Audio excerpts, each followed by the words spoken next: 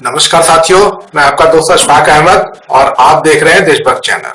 अभी जो स्थिति चल रही है, तो जो चुनाव हुए राज्यों के और उसके बाद में भी जो 2024 पर भी नज़र सबकी है, तो ये बात तो दिखती ही है, क्योंकि जो सीएम और डिप्टी सीएम का चयन किया गया मोदी जी के द्वारा 3 राज्यों में, तो वो बहुत गौर से देखिए तो आपको समझ में आएगा कि 2024 की रणनीति क्या होने वाली है। तो देखिए, अभी जिस तरीके से माहौल चल रहा है और जिस तरीके से रणनीति तैयार हो रही है, तो इसमें एक तो एकदम वाजिब सी बात है कि जो जातियां होती है, जातियों को साधने का हर पार्टी कोशिश करती है, क्योंकि वोट जातियों पर ही पड़ते हैं। आप कैसे भी करके देख लीजिए, जातियों पे ही वोट पड़ते हैं, तो जातियों को साधना बहुत जरूरी होता है। लेकिन इसमें अभी देखिए क्या क्या हुआ। पहले तो ये जो चुनाव के लिए जो रैलियां हो रही थी, चुनाव प्रचार हो रहा था, तो राहुल गांधी ने जबरदस्त तरीके से ओबीसी का मुद्दा उछाल दिया। आपने देखा रैलियों में राहुल गांधी बात कर रहे थे कि ओबीसी को जो है वो हम आरक्षण देंगे, उस जातिगत जनगणना कराएंगे, और जो जो नौकरियों में ओबीसी क्यों नहीं है, जैसे कि जो टॉप जो मिनिस्ट्रीज जो होती हैं, जो सरकार होती है, सरकार के में जो काम करने वाले बाबू होते हैं, जो सेक्रेटरी लेवल के लोग होते हैं, तो उसमें ओबीसी है ही नहीं। मुश्किल से 100 में आपको 3-4 मिलेंगे। तो ऐसा क्यों है? जो जनरल वाले ही ऊपर में भरे हुए हैं, और नीचे भी देखेंगे तो बहुत जो है वो जो पोजीशन आते हैं, तो उसमें रिजर्वेशन जो प्रावधान होता है, लेकिन भरा नहीं जाता है, बदमाशी करते हैं। तो ये मुद्दा राहुल गांधी ने बहुत जबरदस्त तरीके से उछाला, तो इससे मोदी जी डर गए। तो इसीलिए मोदी जी का बयान, आपने बयान सुना होगा कि मोदी जी बोले ये तो कोई जातियां तो होती ही नहीं है, गरीब जो होता है वो तो किसान होता है, महिलाएं होती हैं, इस तरह की बात किए थे मोदी जी। तो राहुल गांधी का जो अटैक था, तो उससे मोदी जी डरे और उसके बाद में मतलब इस तरह का बयान दिया कि जातियां होती नहीं, लेकिन होती है ना भाई। चुनाव में बहुत ज्यादा मैटर करता है। खुद मोदी जी जो है आए थे कैसे, मैं तो गरीब चाय वाला हूँ, पिछड़ा हूँ, ओबीसी हूँ, आए थे ना 2014 में। और अब बोल रहे हैं कि कोई जाति नहीं होती। तो क्यों बोले? क्योंकि राहुल गांधी से डरे, क्योंकि राहुल गांधी का को रिस्पॉन्स बहुत जबरदस्त तरीके से मिल रहा था।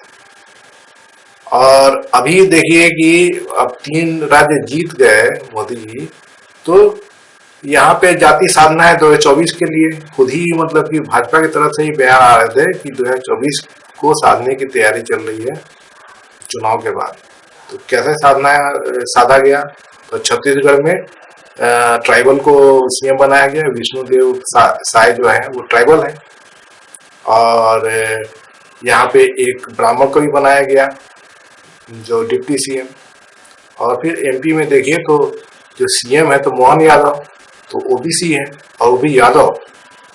तो यादवों को, ओबीसी और प्लस यादवों को साधने की कोशिश की गई है। और डिप्टी सीएम वहाँ पे भी देखे तो ये जनरल और इस तरह के लोगों को बैठाने की कोशिश की गई है।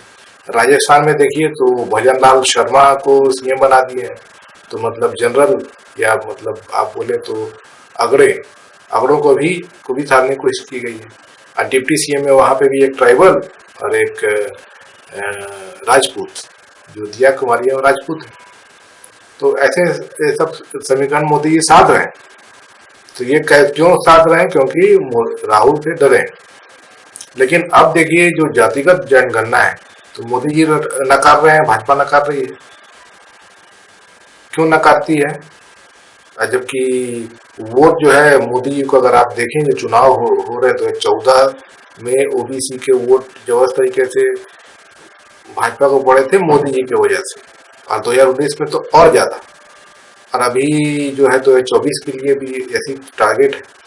और ये जो राज्य चुनाव हुए कि राजस्थान, मध्य प्रदेश और छत्तीसगढ़, तो ट्राइबल वोट भी जबरदस्त पड़े मोदी जी को, और ओबीसी के भी वोट पड़े। दलितों का वोट जो है वो कांग्रेस को जा रहा है अभी भी। मतलब यूपी में तो मायावती बहन जी को जाता है दलितों का वोट, लेकिन जहां पर मायावती जी नहीं है, तो मायावती जी तो सिर्फ यूपी है, बाकी तो और कहीं है नहीं, तो वहां पर कांग्रेस को वोट जाता है दलितों का। तो अभी भी दलितों का वोट अच्छा खासा गया है तीनों राज्यों में। तो दलितों के बारे में तो कांग्रेस को कोई दिक्कत नहीं है। तो साधना है, ट्राइबल भी वोट जो है ना एक्चुअली कांग्रेस को अच्छे मिलते थे। और पिछला जो 2018 का चुनाव हुआ था, तो मध्य प्रदेश में तो जो ट्राइबल एरिया है मालवा निमाड़ का इलाका, तो वहां तो कांग्रेस जबरदस्त जीती थी उसी ट्राइबल वोटों की बदौलत। इस बार जो है कांग्रेस पिछड़ गई वहां पे, और उसका एक वजह यह है कि कांग्रेस ने ध्यान नहीं दिया। कांग्रेस सोची कि आदिवासी वोट तो पिछले बार 2018 मिले, इस बार ही मिल जाएंगे, तो ध्यान दूसरे जगह करके रखी थी, और उसका नुकसान भारी हुआ कांग्रेस को। वहां पे रैलियां नहीं हुई निमाड़ इलाके में, मालवा इलाके में कांग्रेस की रैलियां ज्यादा नहीं हुई। तो ये जो जो पूरा जो खेल है, तो ये चुनाव में जाति जाति ही नहीं है, अभी भी जातियों का ही सब बैठाना पड़ता है। तो अब 2024 के लिए मोदी जी की ताकत कहाँ पे है? तो वो जातिगत जनगणना नहीं कराएंगे, क्योंकि देखा जाए तो वो संघी लोग जो है मनोवादी लोग, तो वो कुछ पिछड़ों को, और मतलब जितनी भी पिछड़ी जातियां हैं SC ST OBC, तो उनको हक देना नहीं चाहते। मजबूरी में वो नेता खड़ा कर लेते हैं इन जातियों के, क्योंकि नहीं तो वोट मिलेंगे नहीं, तो खड़ा कर लेते हैं ऐसे नेता, और दिखा नुमाइश भी कराते हैं कि इतने मेरे मंत्रिमंडल में OBC हैं, तो इतना मुख्यमंत्री बना दिया OBC, इतने ST बना दिया, इस तरह का बात करते हैं, दिखाते हैं, दिखाने के लिए करना पड़ता है। राष्ट्रपति भी ट्राइबल बना दिए अभी, उसके पहले दलित राष्ट्रपति बनाए थे, है ना, तो दिखाना पड़ता है। तो ये सब चीज जो चलता रहता है, और उसकी कोशिश होती है कि वोट कैसे बटोरा जाए। तो अब कांग्रेस और विपक्ष ये भी अब कमर कस के तैयार है, और इनका सबसे बड़ा जो गेम है वो जातिगत जनगणना, एकदम गेम चेंजर। और ये इसकी जो पूरी जो बिछाप बिछाई गई है बिहार से, तो बिहार में जातिगत जनगणना भी करा लिया गया, उसके नतीजे भी आ गए। मालूम चला कि 63% जो है OBC है। अब OBC में क्या है कि जो अलग अलग कास्ट है, तो जो छोटे OBC ग्रुप्स हैं, डोमिनेंट तो यादव है, और फिर उसके बाद में दूसरे आते हैं, लेकिन बहुत सारे जो छोटे OBC ग्रुप है उनको फायदा नहीं मिलता है। मतलब रिजर्वेशन जैसा OBC का मिला हुआ है, उनको फायदा नहीं मिलता है। तो जब गणना करने से मालूम चलेगा ना कि उनकी संख्या कितनी है, तो उनको फायदा दिलाया जाए। तो यही कोशिश है कांग्रेस की और विपक्ष की कि इसको मुद्दा बनाया जाए, तो ताकि यादव को जो वोट मिलता तो मिलता ही है, उनको जो दूसरे OBC का भी वोट मिले।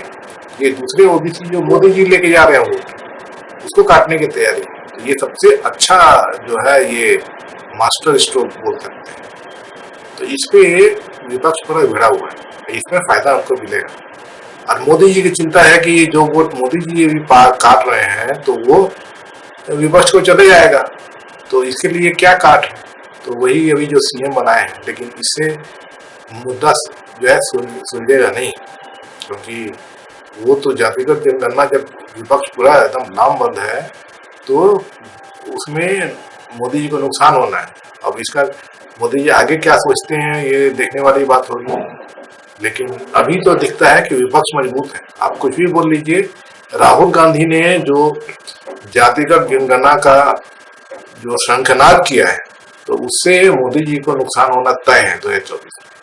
अब मोदी जी इसको कितना रोक पाएंगे, तो क्या क्या करने वाले हैं, तो आप देखिए फिर समझिए।